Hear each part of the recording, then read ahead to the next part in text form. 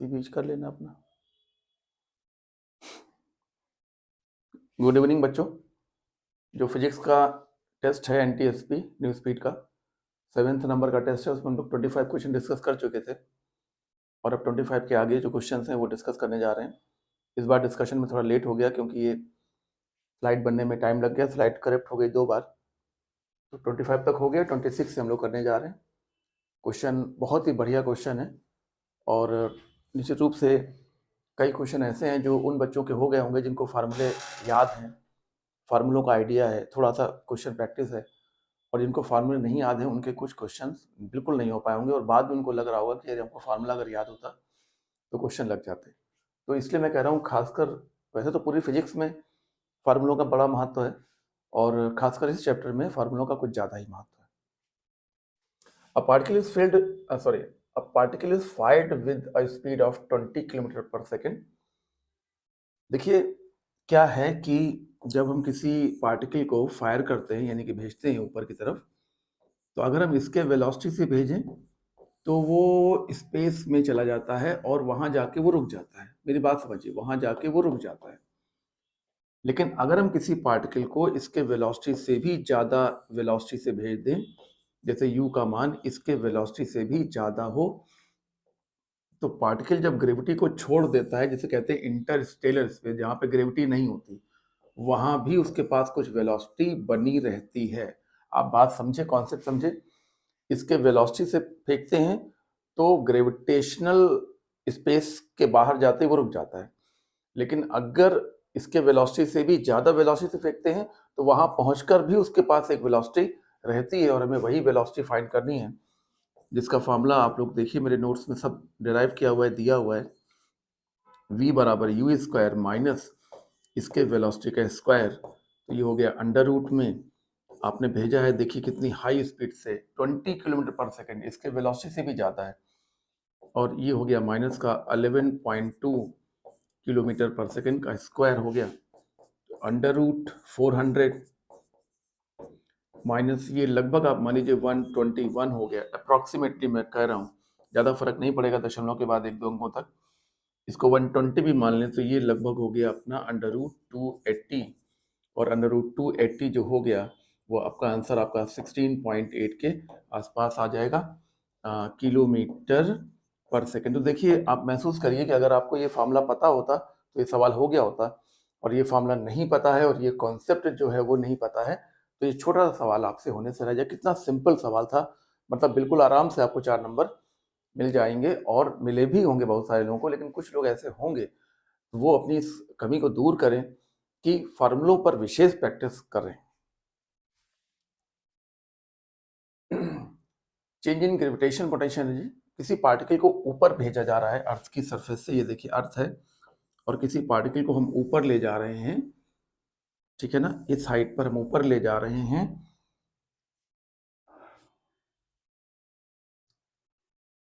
इसकी जो हाइट है वो रेडियस का n टाइम्स है, nr है। तो कह रहे हैं कि change in gravitational potential energy, तो जब ऊपर ले जाते हैं पार्टिकल को, ये देखिए ऊपर ले जा रहे हैं, तो चेंज इन ग्रेविटेशन पोटेंशियल का फॉर्मूला अगर आपको याद है, delta U is equal to mgh upon 1 plus H upon R. ये फॉर्मूला ज़्यादातर लोगों को याद है और सभी का ये सवाल उम्मीद है कि सही हुआ होगा। mg ये हो गया nr h की जगह पर, और 1 प्लस nr अपॉन r, जहाँ पर r प्लेनेट का रेडियस है, आप अर्थ मान लीजिए या कुछ और मान लीजिए।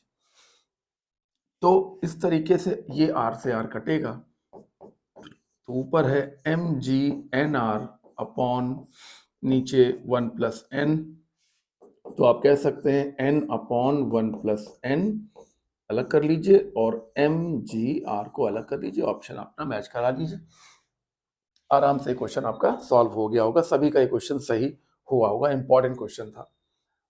यहाँ पर ये देखिए कि ये देखिए यहाँ पर वेलोसिटी v1, आइए डायग्राम बना देते हैं। ये देखिए इलिप्टिकल ऑर्बिट है, ये सन है, और यहाँ पर वेलोसिटी मान लीजिए कि v1 है, और यहाँ पर वेलोसिटी मान लीजिए कि पहुँचते पहुँचते कितना हो गया बताइए, v2 हो गया, और ये डिस्टेंस आपकी r1 दी है, और ये डिस्टेंस देखिए r2 दी हुई है। तो जैसा कि आप लोग जानते होंगे कि जो एरियल वेलोसिटी होती है delta A upon delta T, उसका फॉर्मूला होता है 1/2 वी आर, है ना। और एरियल वेलोसिटी कैसी क्वांटिटी है बताइए? कांस्टेंट क्वांटिटी है। ये न्यूटन का, सॉरी, ये कैप्लर्स का सेकंड लॉ है, द लॉ ऑफ ऑर्बिट, ठीक है ना। एरियल वेलोसिटी कांस्टेंट रहती है, यानी कि v और r का जो प्रोडक्ट होता है वो कांस्टेंट रहता है। सवाल बहुत ही अच्छा है, ज़्यादातर लोगों ने कर लिया होगा। तो v, इसका मतलब ये हुआ कि जो v है वो r के इन्वर्सली होगा, है ना। होगा कि नहीं होगा? इसका मतलब ये हुआ कि v1 upon v2 will be equal to r2 by r1। बहुत ही बढ़िया क्वेश्चन, आराम से सभी का हो गया होगा r2 बाई r1। सिंपली ये सॉल्व हो गया। Angular velocity of rotation of star escape कराना चाहते हैं। आपको मालूम है किसी भी प्लैनेट से किसी भी ऑब्जेक्ट को स्केप कराने के लिए जो वेलोसिटी चाहिए,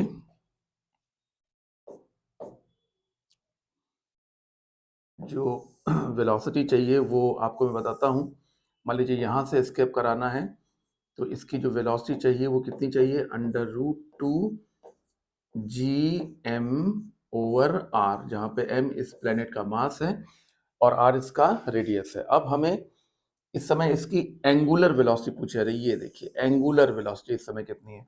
तो वेलोसिटी जब वेलोसिटी मालूम है तो एंगुलर वेलोसिटी भी आप पता लगा सकते हैं। ये देखिए, ये इसकी स्केप वेलोसिटी हमने दिखाया। ये प्लेनेट था, ये देखिए इक्वेटर है, और इस समय ये वेलोसिटी है जिससे ये स्केप कर जाएगा, और इसकी वैल्यू आपके सामने है। अब हमें इसकी एंगुलर वेलोसिटी फाइंड करनी है। जैसा कि आप लोग जानते हैं कि v is equal to R omega, तो ओमेगा इज इक्वल टू आप लिख सकते हैं v बाई आर। और v कौन सा लेना है? इसके वेलोसिटी वाला v लेना है। तो ओमेगा इज इक्वल टू इसके वेलोसिटी अपॉन r, इसको आप एडजस्ट करिए। 1/r √2gm over r। तो r जब अंदर चला जाएगा तो वो क्यूब में कन्वर्ट हो जाएगा। ये r जब अंदर जाएगा तो स्क्वायर बन के जाएगा, और फिर r से मल्टीप्लाई होकर क्यूब हो जाएगा। तो 2gm ओवर r क्यूब। बहुत ही सिंपल लेकिन अच्छा सवाल है। अक्सर इसके वेलोसिटी पूछी जाती है, लेकिन यहाँ पर इसके एंगुलर वेलोसिटी पूछ ली गई है। ये सवाल की विशेष बात है। सवाल निश्चित रूप से अच्छा है, क्योंकि ज़्यादातर लोगों को इसके वेलोसिटी का फॉर्मूला पता है, और इसके एंगुलर वेलोसिटी का सवाल मतलब सवाल कम देखा गया है, इसलिए ये सवाल थोड़ा सा इंपॉर्टेंट नया टाइप का सवाल हो गया। देखिए एक m मास की रॉड है, और उसके सामने जिसकी लंबाई l है, और उसके सामने एक पार्टिकल है स्मॉल m मास का, और ये दूरी x है। और क्वेश्चन है कि ये दोनों एक दूसरे पर कितना ग्रेविटेशनल पुल लगाएंगे। अब हम न्यूटन का लॉ तो लगा दें, लेकिन वो लॉ तब लगता है जब दोनों पॉइंट मासेस हों, और यहाँ पर क्या है कि एक लेंदी मास है और दूसरा पॉइंट मास है। तो अब हमें क्या करना चाहिए कि इस एक्सटेंडेड रॉड पर एक पॉइंट मास मान लेना चाहिए। पॉइंट मास मान लिया dm, जिसकी मोटाई हमने मान ली dr, और यहाँ से इसकी दूरी हमने मान ली है r। तो अब हम न्यूटन का फॉर्मूला अप्लाई कर सकते हैं कि नहीं कर सकते हैं? बिल्कुल कर सकते हैं। Small force dF is equal to g m1 m2 upon r square, ठीक है ना। बात समझ में आ रही है? dm को रिप्लेस कर दीजिए। कैसे रिप्लेस करेंगे? Total mass upon total length into small length. देखिए रिप्लेस कर दिया, और अपॉन में आ गया आपका आर स्क्वायर, ये लिखा हुआ देखिए। और अब दोनों तरफ इंटीग्रेशन कर दीजिए, तो आपका आंसर तुरंत आ जाएगा। ये हो गया g small m capital M upon L। Integration variable को अंदर छोड़ दीजिए। समझ में आ रहा है? इलेक्ट्रोस्टैटिक्स में भी एक ऐसा क्वेश्चन आ चुका है। तो इंटीग्रेशन df मतलब f, ठीक है ना। g capital M small m upon L और 1 अपॉन आर स्क्वायर का इंटीग्रेशन माइनस 1 अपॉन आर, और लिमिट लगेगी लोअर लिमिट x और upper limit L plus x। ठीक है ना, लिमिट लगा दीजिए, माइनस साइन पहले से लगा हुआ है, m ओवर L, पहले लोअर लिमिट रख लीजिए और फिर बाद में अपर लिमिट रख लीजिए, क्योंकि माइनस साइन लगा हुआ है इसलिए उल्टा काम कर लीजिए। और अब इसको थोड़ा सा और सॉल्व कर लीजिए, g capital M small m upon L, L plus x minus x upon x, L plus x, जानते हैं ना सब करना, यहाँ से x से x कैंसिल हो गया, जब x से x कैंसिल हो गया तो आप देखें L से L भी कैंसिल हो गया, ये देखिए ये ऊपर L था ये भी कैंसिल हो जाएगा, x और L प्लस x, L से L भी कैंसिल हो गया, तो ये आंसर आ गया g m1 m2 upon lower distance और ब्रैकेट में अपर डिस्टेंस। बहुत ही बढ़िया क्वेश्चन है, इलेक्ट्रोस्टैटिक्स में भी ये महत्वपूर्ण माना जाता है और इस चैप्टर में भी ये सवाल बेहद इंपॉर्टेंट है। और मैं आपको सलाह देता हूँ कि इस फॉर्मूले को आप न्यूटन्स के ग्रेविटेशन के फार्मूले की तरह इस्तेमाल कर लीजिए। न्यूटन का फार्मूला होता है जी m1 m2 upon are square, और अगर एक रॉड है और एक पॉइंट मास है तो फार्मूला होगा G m1 m2 upon lower r into upper r, कम वाला डिस्टेंस, कम वाला आर और ज्यादा वाला आर। हो गया, अच्छा सवाल है, फार्मूला डायरेक्टली याद रखने की आवश्यकता है। एक बॉडी को रिलीज किया गया, point distance R from centre of earth, बढ़िया सवाल है भाई, अच्छा क्वेश्चन है। यहाँ पे देखिए इस पार्टिकल को यहाँ से ड्रॉप किया गया, तो क्वेश्चन है कि अर्थ पर ये किस वेलोसिटी से टकराएगा, यहाँ पर इसकी वेलोसिटी हमको फाइंड करनी है, और सेंटर से दूरी इसकी r है, ठीक है ना, ये देखिए r है और ये देखिए h हमने मान लिया। ओके, तो क्या होगा कि वहाँ की जो पोटेंशियल एनर्जी होगी वो काइनेटिक एनर्जी में कन्वर्ट हो जाएगी, यानी कि इसका जो गेन होगा वो इसके लॉस के बराबर होगा, ठीक है ना। ये फॉर्मूला हमने सिर्फ इस्तेमाल किया क्योंकि डेल्टा यू हमको डायरेक्टली पता रहता है mgh upon 1 plus h upon R. तो ये हो गया K2 minus K1 is equal to mgh upon 1 plus h upon R, ठीक है ना, और K1 जीरो है तो सिर्फ K2 बच जाएगा। mgh की जगह पर हम क्या लिख सकते हैं बताओ, r माइनस r, है ना, r माइनस r अपॉन, इसी प्रकार से नीचे h की जगह पर भी देखिए r minus r upon r।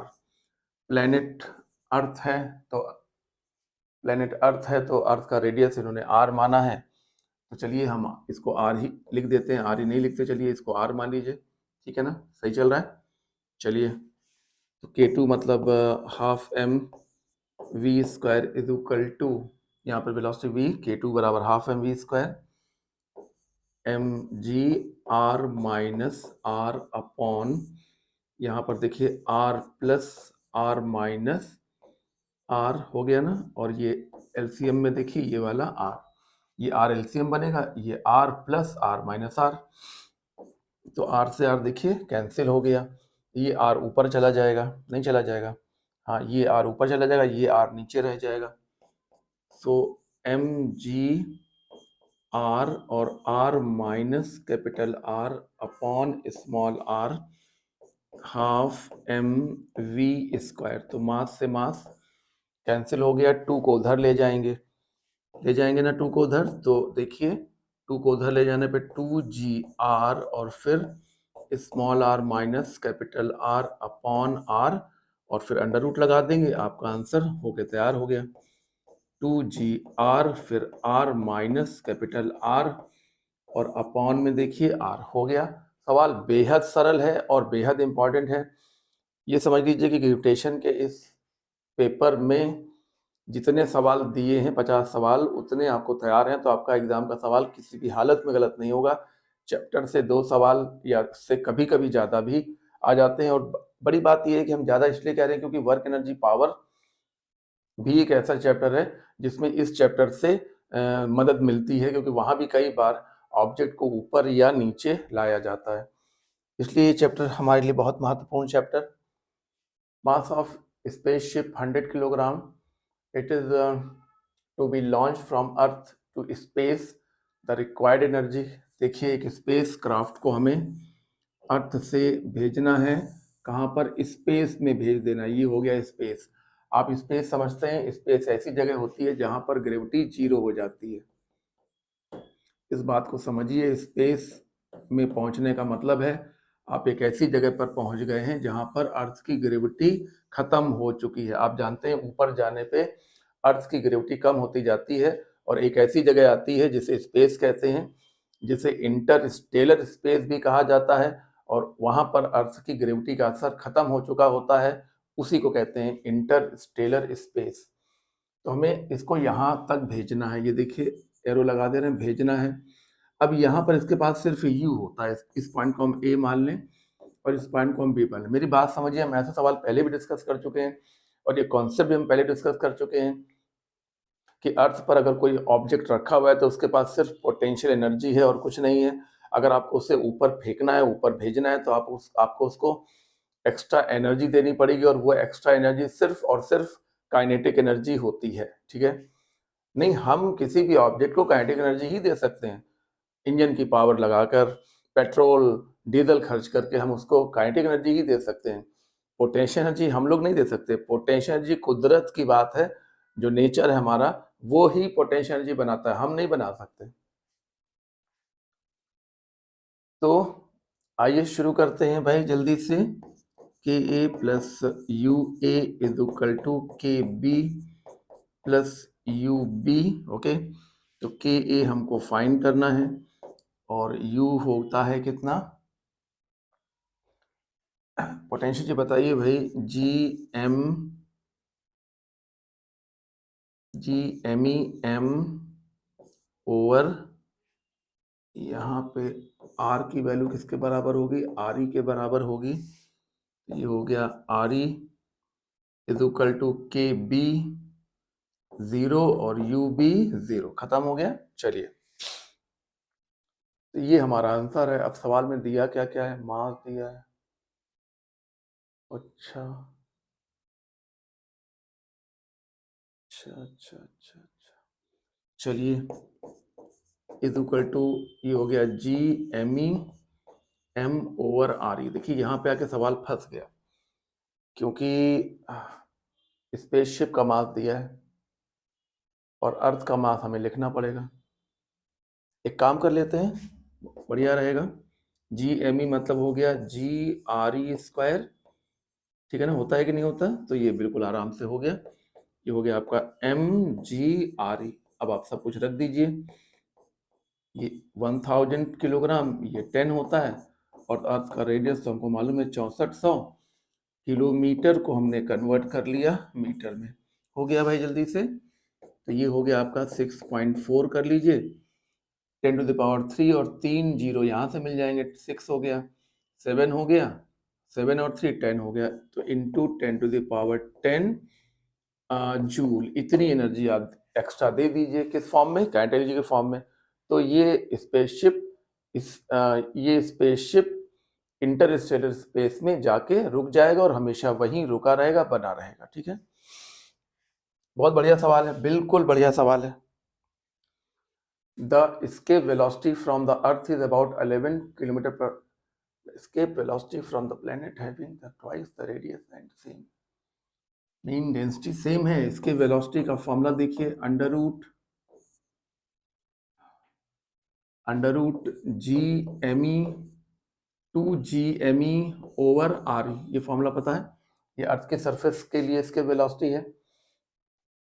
लेकिन हमें तो एक ऐसी प्लेनेट में इसको लिखना है जहां पर 2G और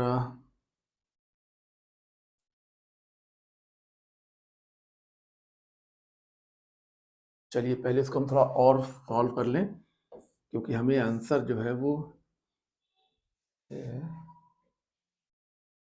सेम मीन डेंसिटी तक ले जाना पड़ेगा। तो 2g मास बराबर वॉल्यूम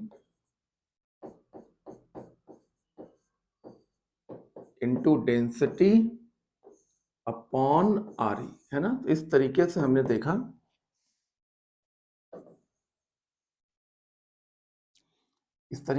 देखा, कि जो इसके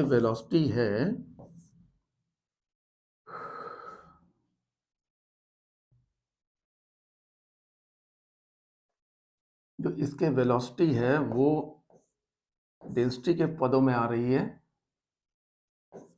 2g 4/3 पाई RE स्क्वायर, और फिर ये रो, एक RE कट गया तो RE स्क्वायर आ गया।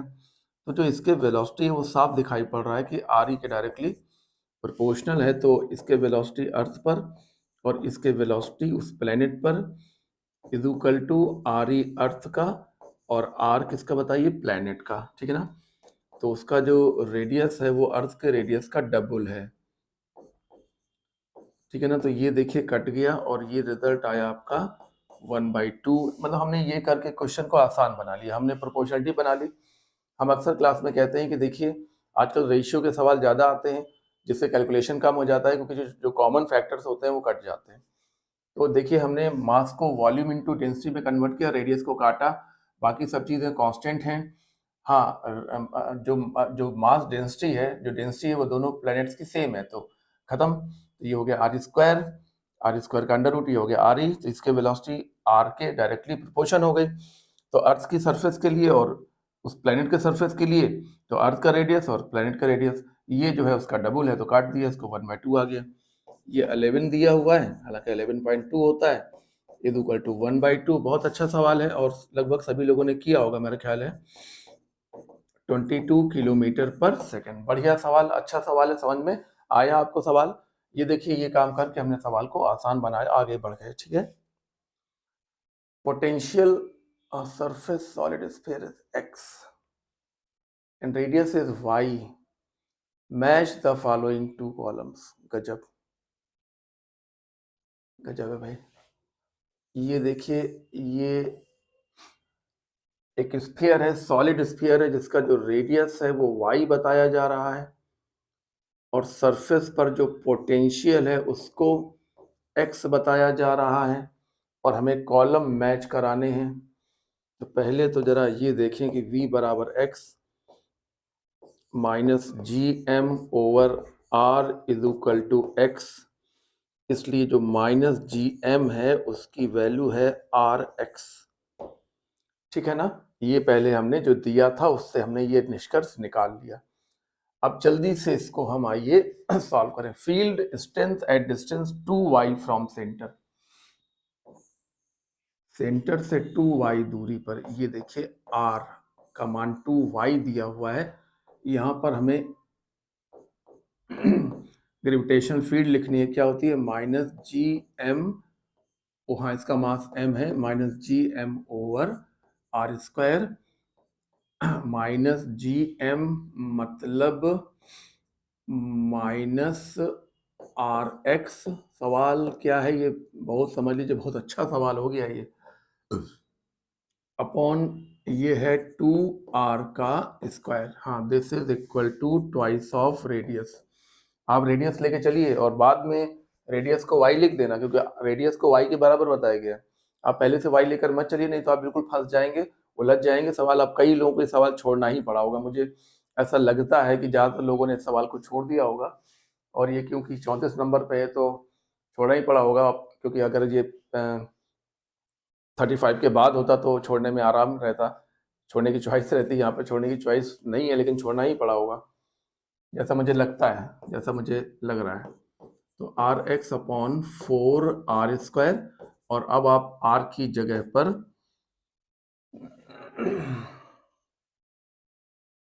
R काट लीजिए, तो ये हो गया x अपॉन 4R, और अब आप R की जगह पर जो R है, जो R कहा जा रहा है y के बराबर, वो कर लीजिए। तो ये देखिए पहला जो है वो तीसरे से मैच कर गया, पहला तीसरे से मैच कर गया। और अब एक और चेक कर लीजिए, बस देखो मैचिंग द कॉलम में सारे नहीं चेक करने होते, पहला चेक कर लीजिए, पहले से अगर कोई मैच कर जाए तो ठीक है, नहीं तो एक और कर लीजिए, 2 से ही आंसर आ जाता है, चारों कभी चेक नहीं करने पड़ते ज्यादातर सवालों में। दूसरा है potential at distance y/2 from centre,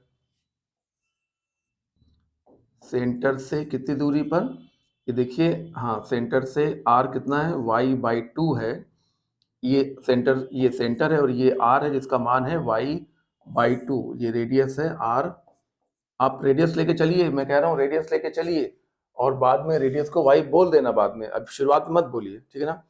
तो इस जगह पर मेरे को पोटेंशियल लिखना है, तो इस जगह पर मैं पोटेंशियल लिखने जा रहा हूँ, देखिए v is equal to minus G M, और ये होता है 3r² माइनस r², हाँ ये दूरी r है तो मैंने लिखा तो है 3r² minus r² upon 2r³, ठीक है ना। आप पहले से y लेके मत चलिए, नहीं तो आप उलझने लगेंगे, जो आप बेसिकली जानते हैं वही लेके चलिए, अंत में रेडियस की जगह पर y लिख देना, ठीक है।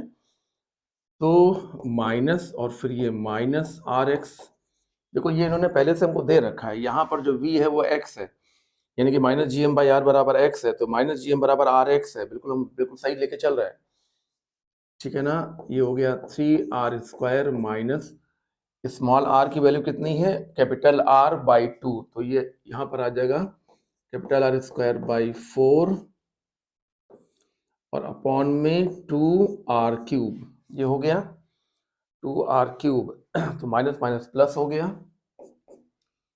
हो गया, ये आ गया rx ब्रैकेट में 12 और -1 11 r², ठीक है ना, बाई 4 नीचे आ गया, और नीचे पहले से मौजूद है 2r³,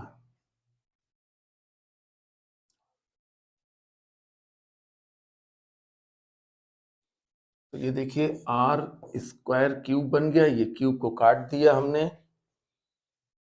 तो ये आ गया आपका 11/8x, 11/8x, 11/8x, 11/8x, कोई ऑप्शन मैच नहीं कर रहा, यानी कि सेकंड मैच करेगा नन से। ओके, तो पहले दूसरे को देखते ही हमने आंसर लगा दिया, फर्स्ट का थर्ड, सेकंड का फोर्थ, ये देखिए, और किसी में ऐसा नहीं लिखा है, तो ऑप्शन फर्स्ट सही हो गया। मैंने कहा मैचिंग द कॉलम में कभी भी चारों नहीं चेक किए जाते हैं, शुरुआत के 2 चेक करने से ही आपको ऑप्शन मिल जाता है। अच्छा सवाल है। A body of mass 60 gram experience a gravitational force, gravitational field find करनी है, ये देखिए ग्रेविटेशनल फील्ड, ग्रेविटेशनल फील्ड है ये, और इसमें जब भी हम कोई मास रखेंगे तो इस पर एक फोर्स महसूस होगा, ठीक है ना। ग्रेविटेशन फोर्स और फील्ड की वैल्यू होती है फोर्स पर यूनिट मास, ये फॉर्मूला आपको पता होगा।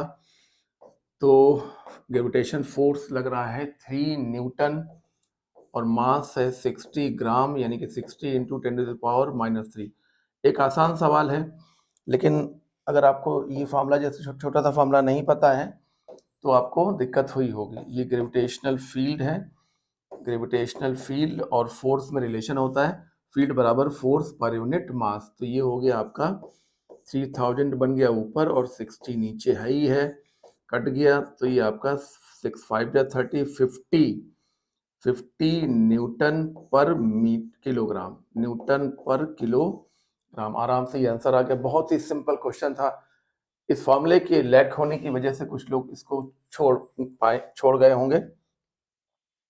मास of sun were 10 times smaller and universal gravitation constant were 10 times larger in magnitude. Which of the following is not correct? कौन सा सही नहीं है? सारे ऑप्शन हमको जी से मैच करते हुए नजर आ रहे हैं। जी इज इक्वल टू क्या होता है, अर्थ की सरफेस पर जी बताइए, या किसी भी प्लेनेट की सरफेस पर जी बताइए, जी एम अपॉन r², ये होता है।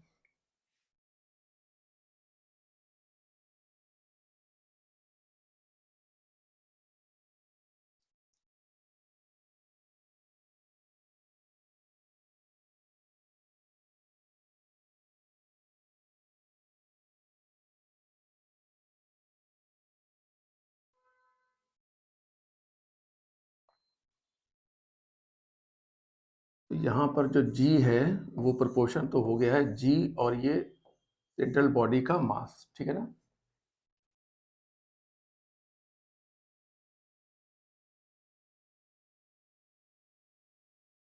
चलिए अब आइए, अर्थ की सरफेस पर एक पेंडुलम है जिसका टाइम पीरियड हमें के बारे में बात करनी है। तो 2π√L/g यानी कि time period inversely proportional to √g। और यहाँ पर कहीं भी सेंट्रल बॉडी का मास नहीं होता है, इसका लेंथ होता है ये L और एक्सीलरेशन ड्यू टू ग्रेविटी। ये हो गया हमारा कॉन्सेप्ट। तो इस हिसाब से हमने देखा कि ये 1/√g के हो गया, 1/√g के हो गया। इस प्रकार से T/T is equal to √g'/g। तो जो g' है वो जो यूनिवर्सल ग्रेविटेशन व 10 टाइम्स लार्जर, तो ये 10g, हालांकि हमको आंसर यहीं से बता देना चाहिए था क्योंकि ये न्यूमेरिकल टाइप तो है नहीं जो हम इसको पूरा सॉल्व करते चले जा रहे हैं। इस प्रकार से हम देख रहे हैं कि जो t' है वो T/√10 है, यानी कि ये जो t' है वो t से कम है, तो टाइम पीरियड डिक्रीज कर गया। तो ये पहला ऑप्शन बिल्कुल सही है।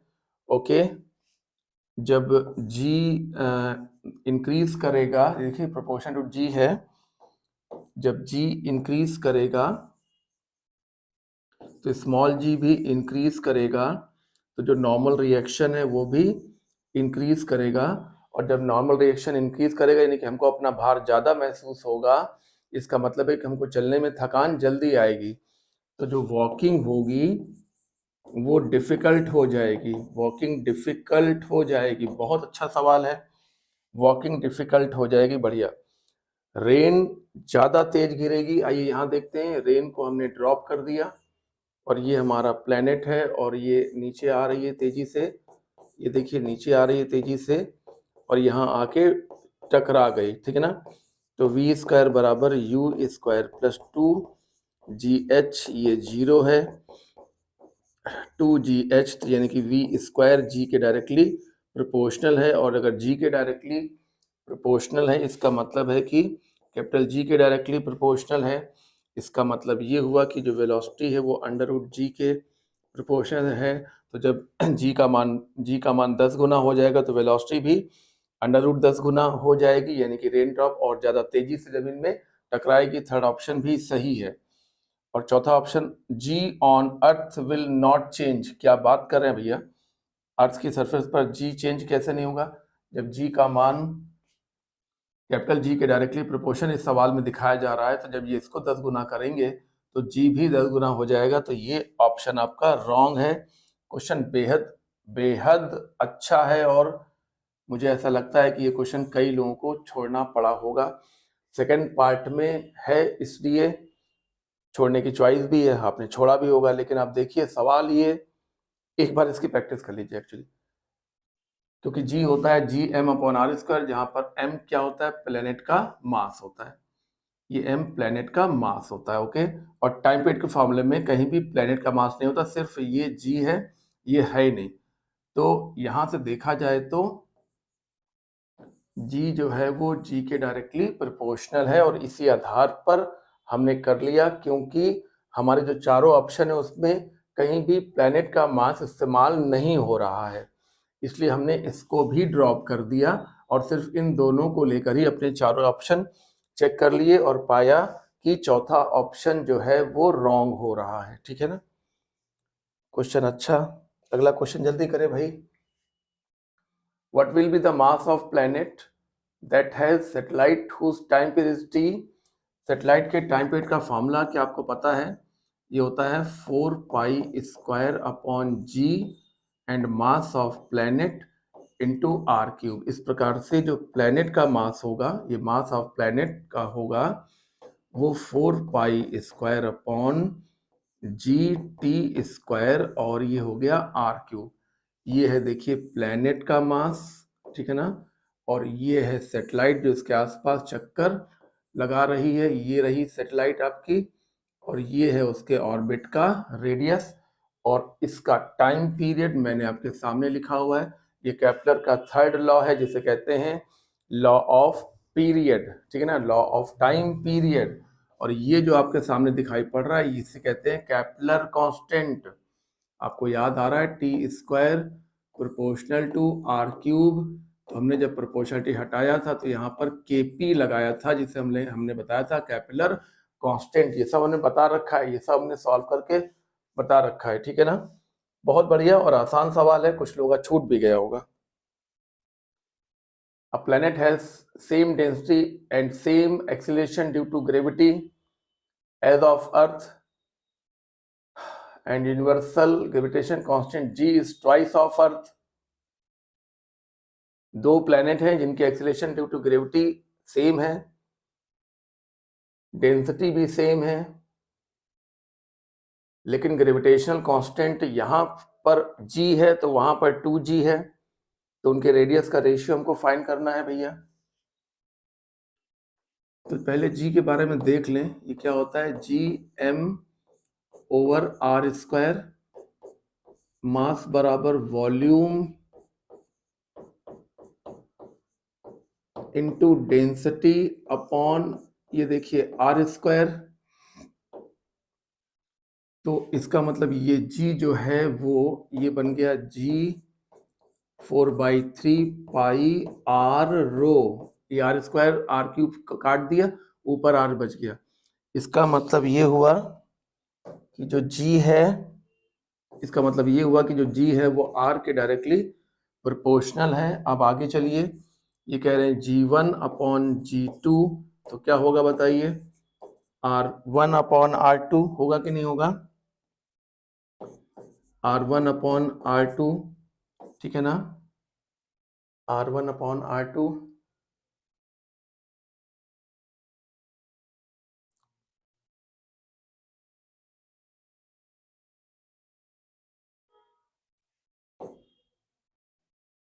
g proportion to g with r, वहां पे g भी है और यहाँ पे g वेरिएबल भी है।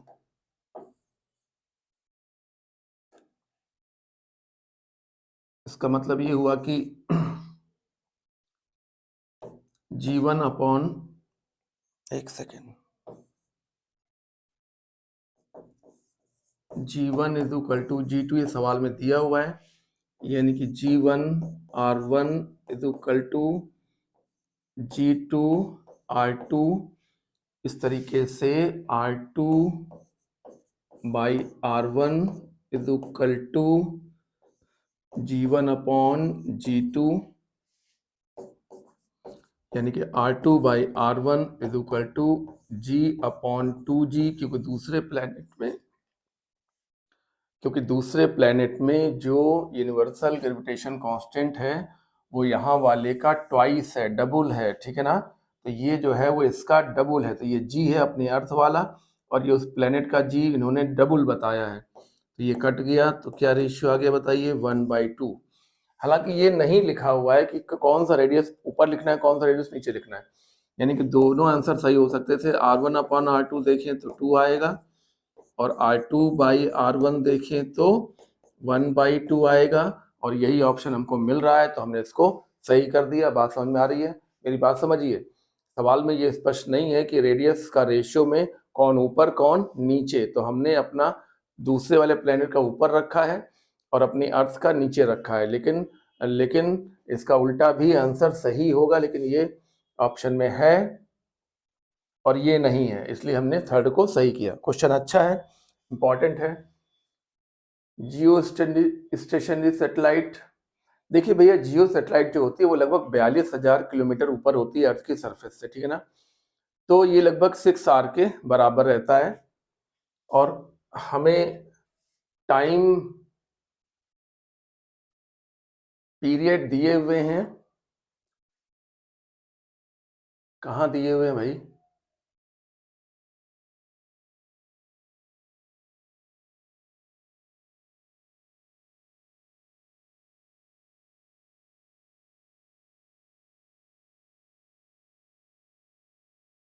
अच्छा पूछा गया है, सॉरी पूछा गया है। आइए आइए जल्दी करते हैं। तो हम जैसा कि जानते हैं T square proportion to R cube होता है, ये हमारी अर्थ है, ये हमारे अर्थ का इक्वेटर है, ठीक है ना। और जो सैटेलाइट होती है जियो सैटेलाइट, वो बिल्कुल अर्थ के आसपास घूमती है।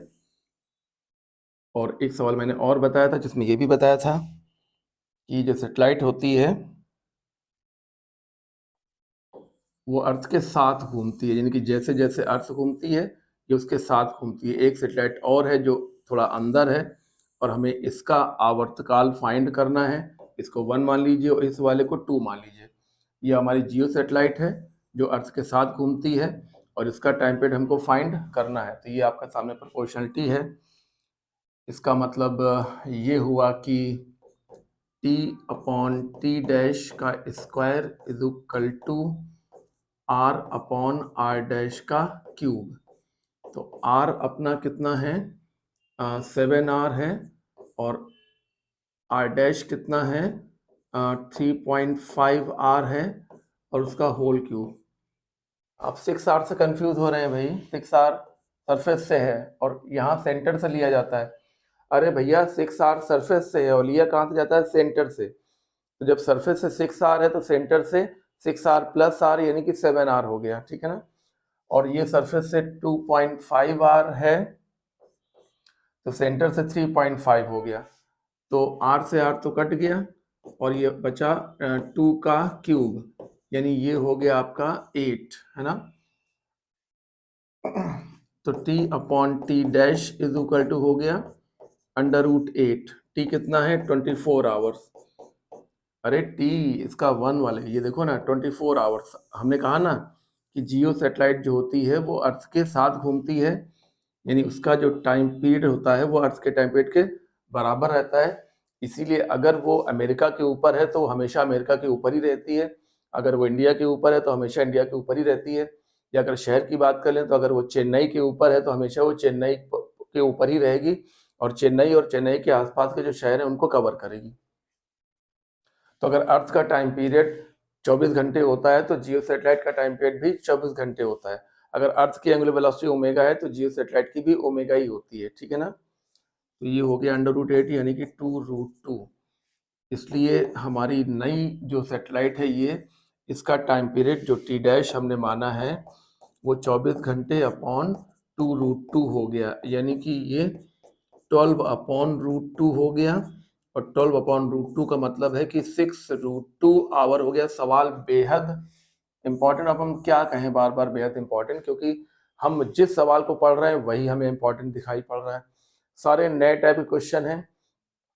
इस सवाल में कुछ बच्चों को ये था कि जियो सैटेलाइट का टाइम पीरियड जितना भी है इसका भी उतना ही रहेगा। उसका उतना कैसे रहेगा, जियो सैटेलाइट स्पेशली सरफेस से 6r हाइट पर होती है और ये सैटेलाइट्स केवल 2.5r हाइट पर है। तो इसका मतलब है कि ये जो सैटेलाइट है वो जियो नहीं है और ये जो सैटेलाइट है वो जियो है। इसका मतलब है कि इसका टाइम पीरियड 24 आवर्स है और इसका टाइम पीरियड कुछ और होगा। समझ में आ रहा है ना। ये केपलर के थर्ड लॉ से हमने इसको सॉल्व किया। बहुत ही अच्छा सवाल था ये। और अब spherical planet has uniform density π/2 × 10⁴। Time period find करना है भाई। सैटेलाइट के टाइम पीरियड का फॉर्मूला ये है सेंट्रल बॉडी और ये है सैटेलाइट और ये है इसका रेडियस। टाइम पीरियड का फॉर्मूला बताइए, 2π√r³/gm, यही तो होता है। अब मिनिमम टाइम पीरियड फाइंड करना है, तो अगर इसको मिनिमम करना है तो ये भी मिनिमम होना चाहिए।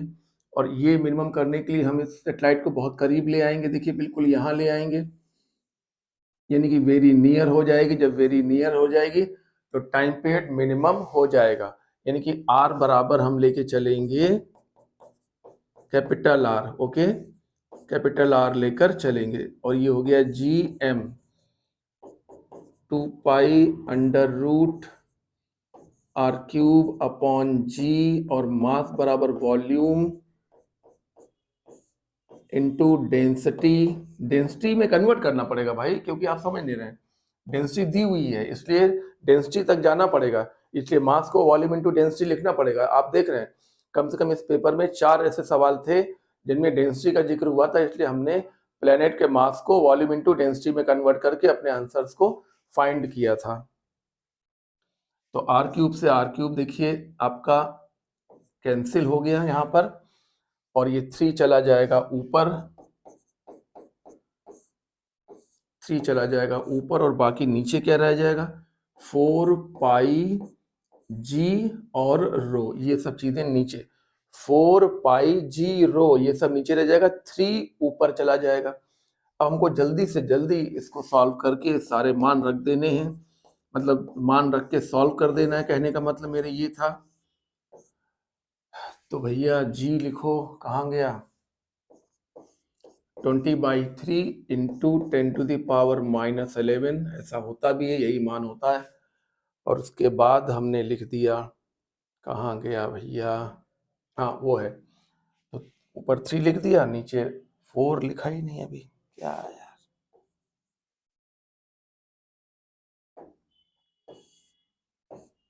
चलो भाई, एक तो चलो 4 हो गया, पाई हो गया, अब जी लिखने जा रहे हैं, क्या 20/3 इंटू 10⁻⁻11, और फिर डेंसिटी लिखने जा रहे हैं, डेंसिटी π/2, π/2, बार बार गलत हो रहा है, π/2 इंटू 10⁻⁴, ठीक है ना।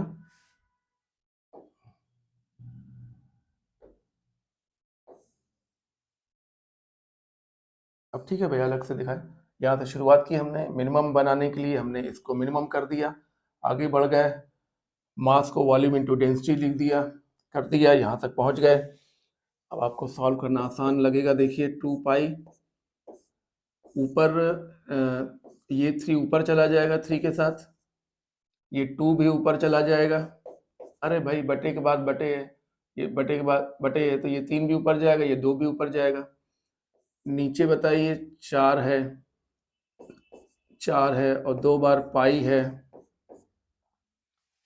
4 है और क्या है बताओ, 2 बार पाई है, ये 4 है और 2 बार पाई है, और 10 टू द पावर में क्या है, 10 टू द पावर में -7 है। बस अब जल्दी कैलकुलेट करिए इसको, 2 पाई ऊपर 3 इंटू 3 है, नीचे पाई इंटू पाई है, ऊपर का 2,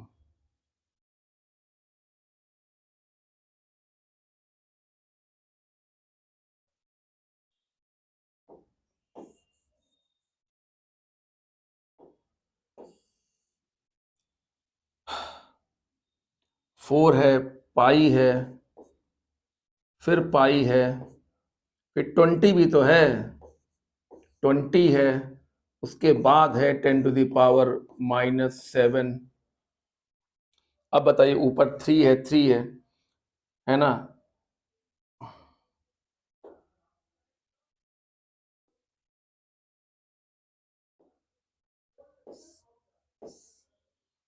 ऊपर 3 है, 3 है, नीचे देखिए 2 से घटा 10, ठीक है ना, 10, तो ये बन गया 10 टू द पावर -6, तो नीचे 4 है, फिर पाई है, फिर पाई है, फिर 10 टू द पावर -6 है, तो ऊपर से 3 बाहर आ गया, नीचे से 2 बाहर आ गया, एक पाई बाहर आ गया, और 10 टू द पावर -3 बाहर आ गया। बात समझो, ऊपर से 3 बाहर, अरे रूट लगा है भैया, तो ऊपर से एक 3 बाहर आ जाएगा, नीचे से 4 का 2 बाहर आ जाएगा, पाई पाई का पाई बाहर आ जाएगा, 10 पावर -6 का 10 पावर -3 बाहर आ जाएगा, तो 2 पाई से 2 पाई कैंसिल हो जाएगा, तो ये 3 ऊपर और नीचे ऊपर जाएगा, 3000 बन जाएगा, 3 इंटू 10 पावर 3, 3000 बन गया। तो ये 40 क्वेश्चन तक हम लोगों ने डिस्कस कर लिया है, और 40 के बाद 10 क्वेश्चन, अभी 10 मिनट के बाद एक वीडियो और बनाएंगे, 10 क्वेश्चन उसमें डाल देंगे, आप ये तब तक इसको देखिए, फिर हम उसको 10 क्वेश्चन बताते हैं आपको।